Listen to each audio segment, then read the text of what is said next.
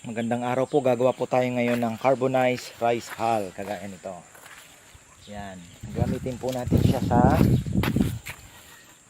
ating mga halaman para tumaas po yung potassium at phosphorus ng ating mga halaman. Simpleng-simple lang po.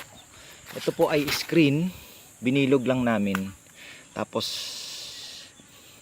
linagay sa gitna. Ayan. Halo po yung gitna niya. Tapos dyan po tayo maglalagay na ngayon ng apoy. Tapos dahan-dahan na po yan mag-iitim. Pero medyo matahaba po yung proseso, dahan-dahan. Para hindi po maging abo yung ating rice hull. So, ayan, simulan na po natin. Ayan, ako lang po kasi mag-isa.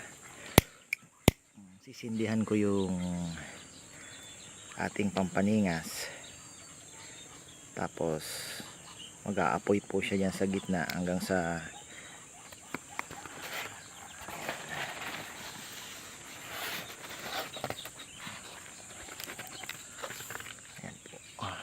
yan, dyan po tayo mag-umpisa.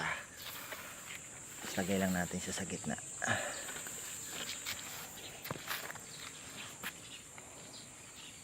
Ito po kagabi namin ginawa, hapon iniwan na lang namin, kinabukasan itim na po siya lahat.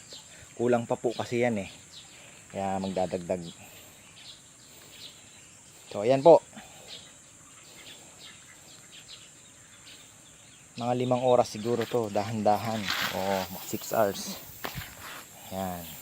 Mas maganda po kung pwede siyang mas mataas, tapos mas malaki po yung magagawa ninyo.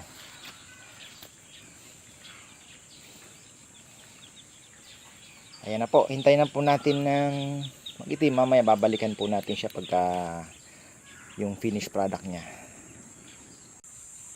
So ito na po siya after 30 minutes. Tuloy-tuloy lang na umuusok. Tapos tagapang na po yung kanyang, ayan na. Talagang tiyagaan po. Hintay lang natin kasi pagka nasunog yan, mag-aabo yan. So, kailangan para lang tayo nag-uuling. Yan na oh. See.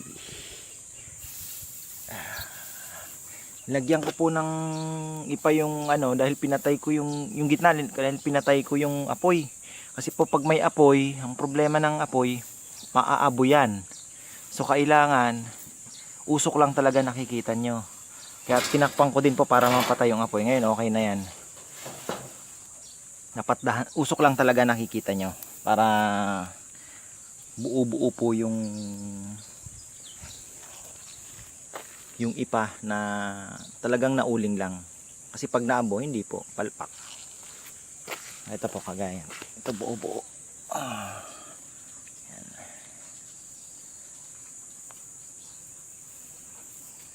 Balikan na lang po natin maya-maya. Ito na po uli yung ating ginagawang carbonized rice hull after siguro 2 hours. So, ayan po. Mamayang hapon pa siguro to. Kasi ngayon ay natin ang oras. 10:30. So, 10:30 mga alas 3. Uwi niya muna ako ng bahay. Pagbalik ko siguro okay na to. Ayan po. Tabunan lang uli natin siya ng para maging balance eh. Tapos iwan na lang. Kasi ito, tingnan natin kung itim na yung niya. Ayan oh. Itim na yung ilalim. Yan, tatabunan ulit natin. Inulit ko po kung gusto niyo pong mas mataas yung gagawin ninyo, taasan niyo lang yung screen ninyo kasi to scrap lang to, maikli lang yung So pwede naman siya kahit ganito siguro kataas. Mas malaking pile yung magagawa ninyong ipa. Tapos pwedeng overnight. Kaya lang ilayo niyo sa bahay kasi talagang yung usok niya po nakakainis. Dito naman kami, sa gitna naman kami ng bukid, kaya wala namang magre-reklamo. Ayan. Kalahati na po halos ito Tingnan po natin na dito. Ayan. Hindi na makapag yung ayan halos buo na pala talaga. Konti na lang. Ayan. Mamaya hindi ko na siguro to iwan. Baka mag-abo kasi dapat ang nito pagka itim na anuhan mo na ng tubig kasi pagka nagtuloy-tuloy naman mag-aabo naman siya. Baka mamaya nakakalimutan ng aking boy. Hintayin ko na siguro or ibilin ko sa kanya. Dito sa part na to hindi pa oh. Layo pa. Hindi tayo para mabalanse. Ayan. Sarap po mag-farming ano. Kaya lang minsan labor of love. Ayan. Walikan po natin siya after mamayang hapon na lang. Pabiling ko na lang na sabuyan ng tubig pagka nag-itim na. Ito na po yung finished product natin. Hindi ko na inabot. Mainit pa. Pinaano ko na to. Pinabuhusan ko na ng tubig kasi pagka nagtuloy-tuloy siyang hindi na siya mag-aabo. So ayan ganda Talagang galing, di ba?